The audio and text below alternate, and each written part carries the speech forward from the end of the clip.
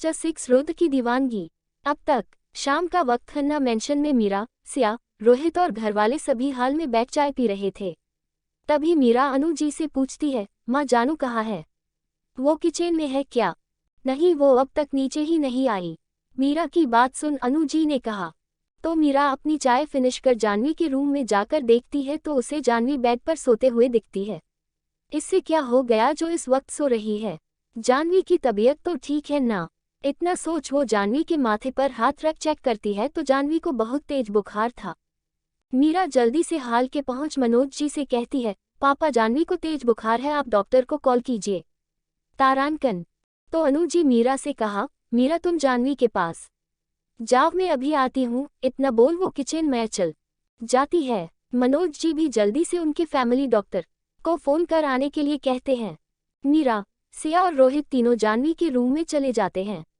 अनु जी भी एक बाउल में पानी और कपड़ा लेकर थोड़ी देर में जानवी के कमरे में पहुंच इसके सर पर ठंडे पानी की पट्टियां बदलने लगती है। थोड़ी देर बाद मनोज जी डॉक्टर को लेकर जानवी के रूम में पहुंचते हैं। डॉक्टर जानवी को चेक कर एक इंजेक्शन देते हैं, फिर एक चिट में कुछ मेडिसिन लिख कर देते हैं। तो मनोज जी डॉक्टर से पूछते हैं, डॉक्टर कोई परेशानी की बात तो नहीं? तो डॉक्टर ने मनोज जी से कहा, मिस्टर खन्ना परेशान होने की जरूरत नहीं, मैंने जानवी को इंजेक्शन दे दिया है जिससे वो कल तक बिल्कुल ठीक हो जाएगी। इतना बोल वो वहां से चले जाते हैं। अब आगे डॉक्टर की बात सुन सब खुश होते हैं सिवाय एक कि वो है प्रमिला जी। उन्हें सबका इस तरह जानवी की फिक्र करना पसंद नहीं था पर वो कुछ कह नहीं सकती थी, इसलिए वो अपने कमरे में चली जाती है। मनोज जी और अनु जी रूम से चले जाते हैं। मीरा, सिया और रोहित जानवी के रूम में ही बैठ बातें करने लगते हैं। अब तक रात के 7 बज रहे थे।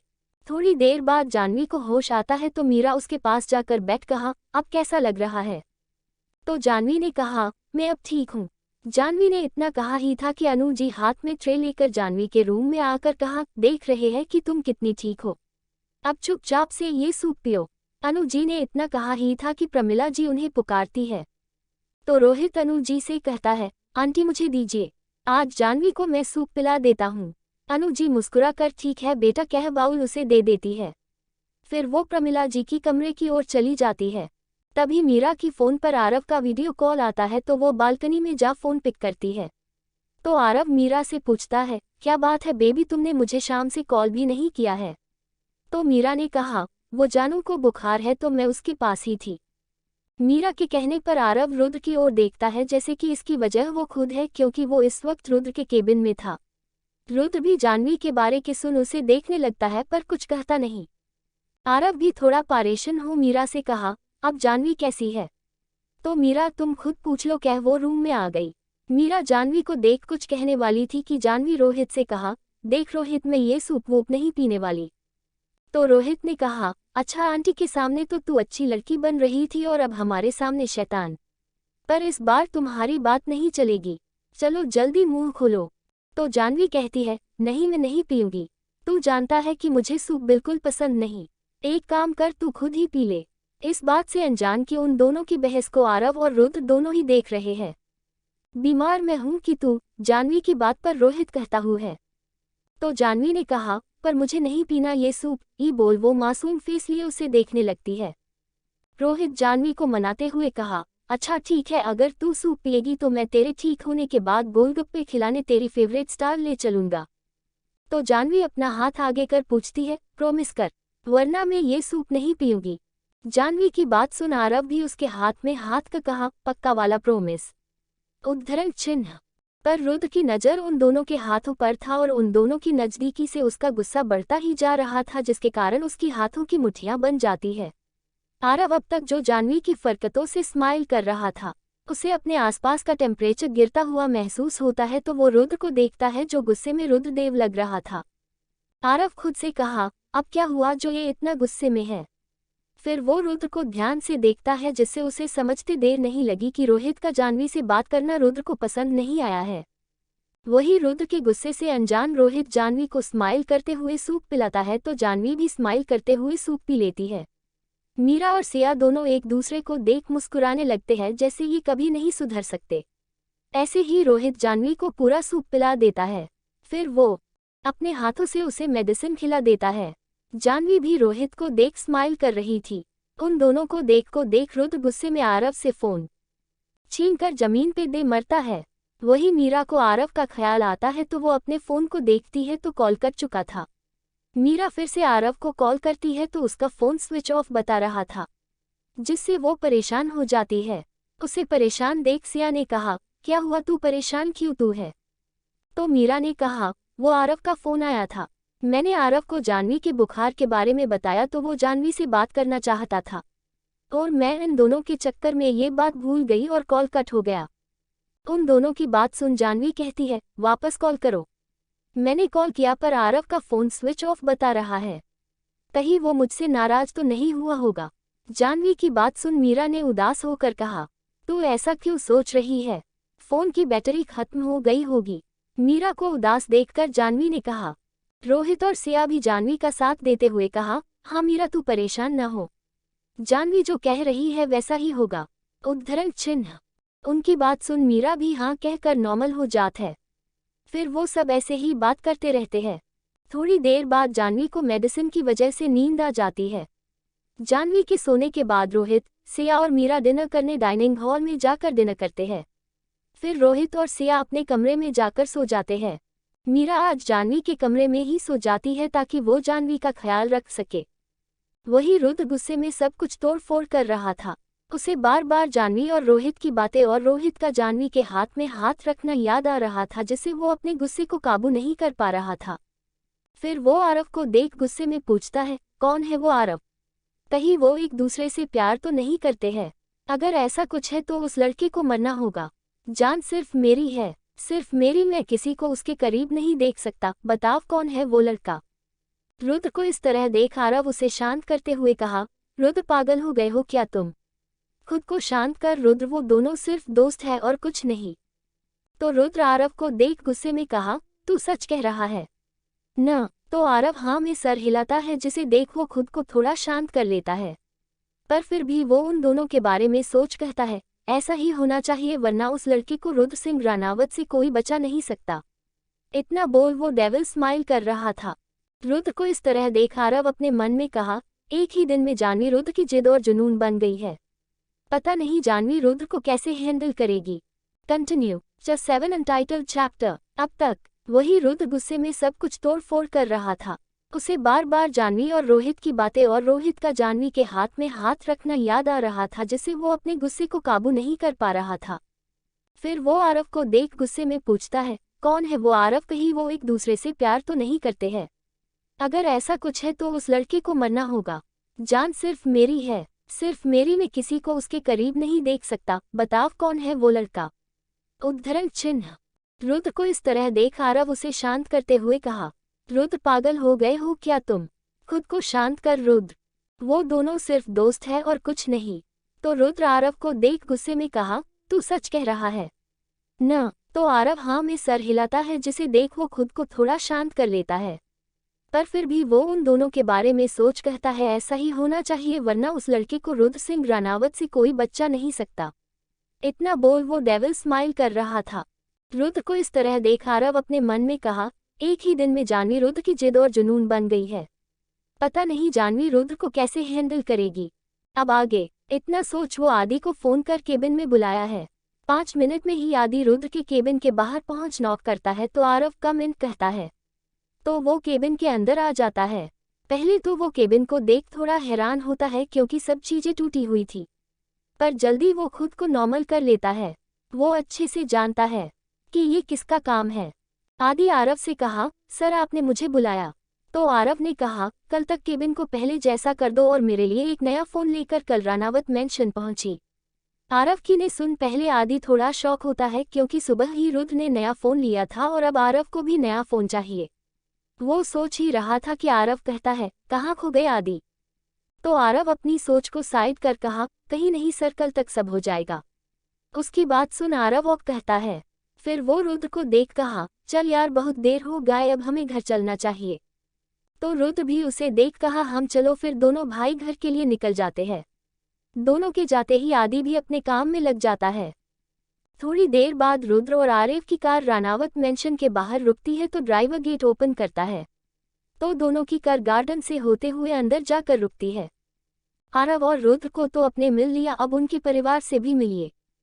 फैमिली के फेड है विक्रम सिंह रानावत, इन्होंने ही रानावत इंडस्ट्रीज को शुरू किया था। उर्मिला जी विक्रम जी की पत्नी है। इनको 2 बेटे और 1 बेटी है। अभय सिंह रानावत इनका बड़ा बेटा है और रागिनी बड़ी बहू, इन्हें 1 बेटा और बेटी है और वो है रुद्र। और काव्या विक्रम जी के दूसरे बेटे हैं अंगद सिंह रानावत और इनकी पत्नी सुजाता सिंह रानावत है।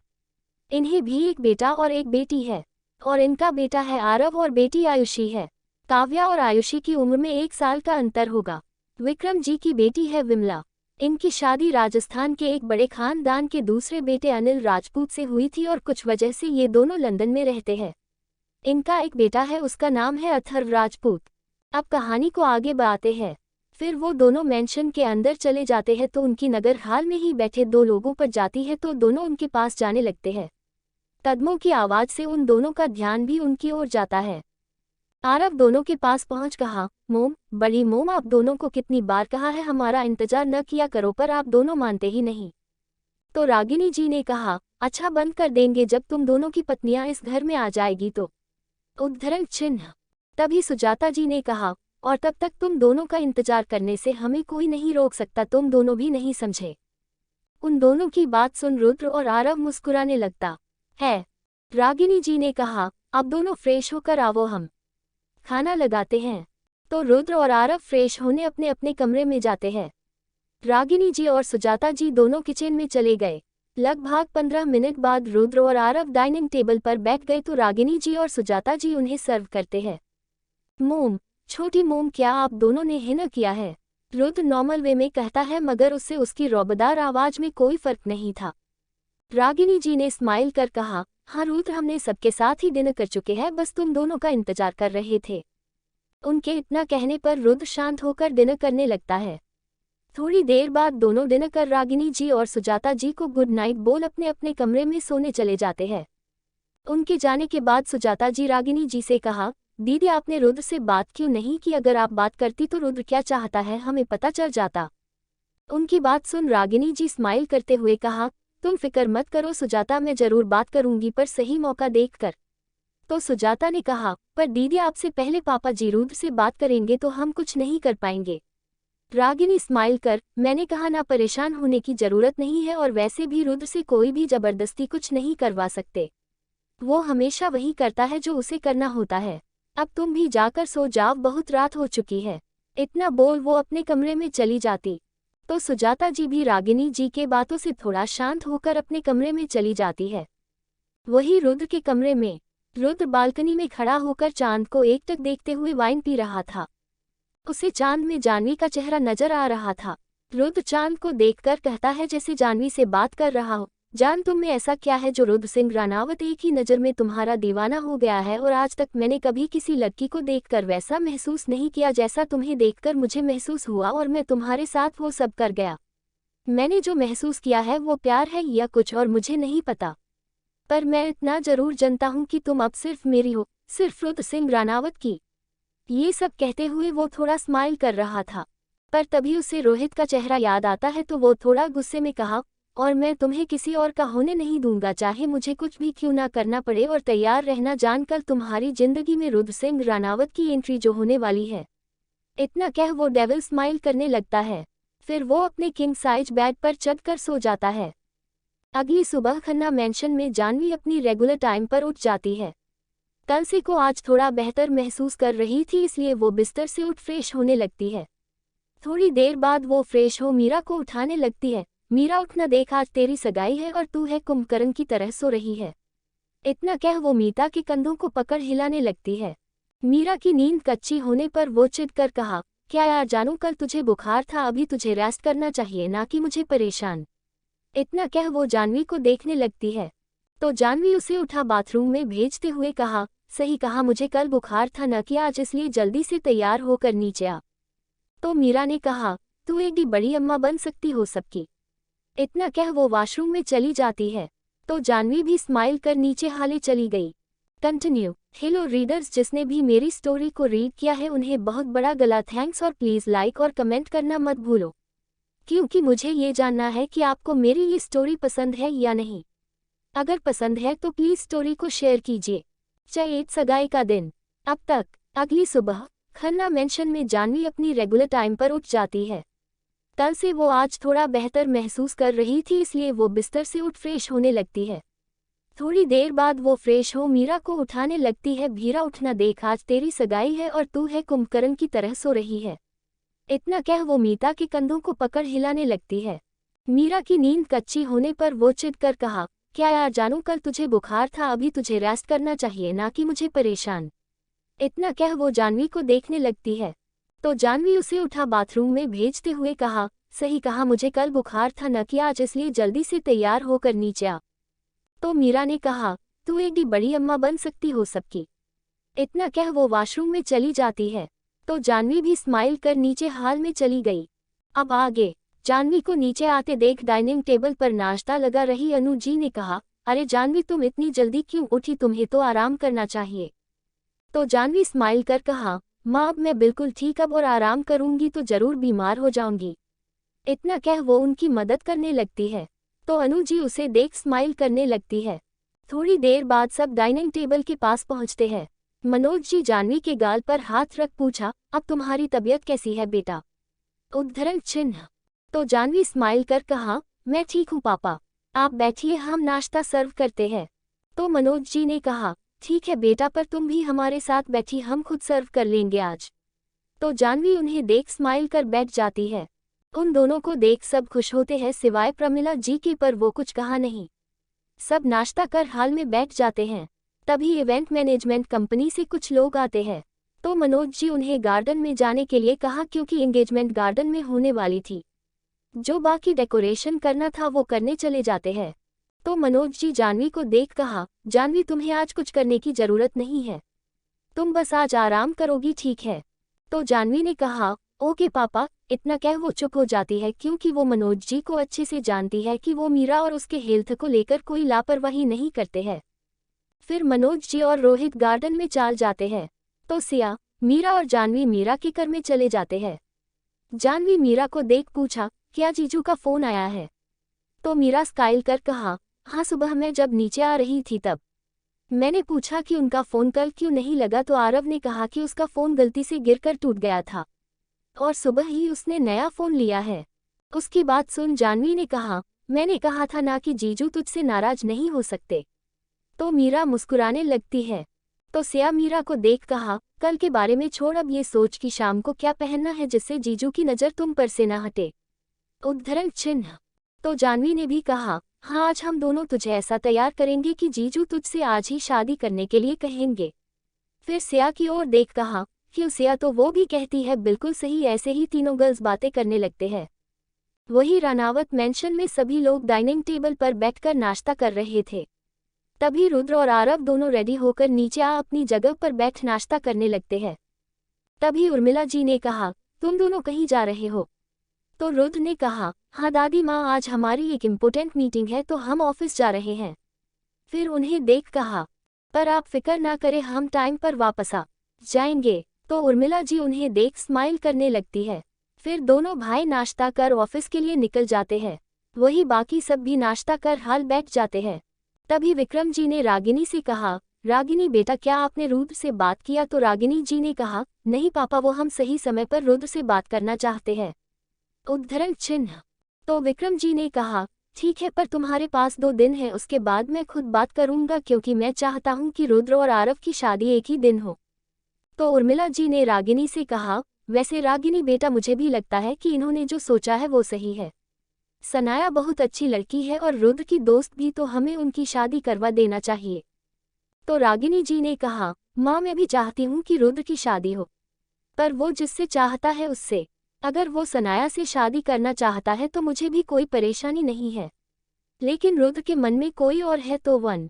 तो विक्रम जी ने कहा, ठीक है बेटा, अगर रुद्र किसी को पसंद करता है तो हम उसी लड़की से रुद्र की शादी करेंगे, वरना उसे हमारे पसंद की हुई लड़की से शादी करनी होगी। उनकी बात सुन रागिनी जी ने कहा, ठीक है पापा, मैं रुद्र से बात करती हूँ।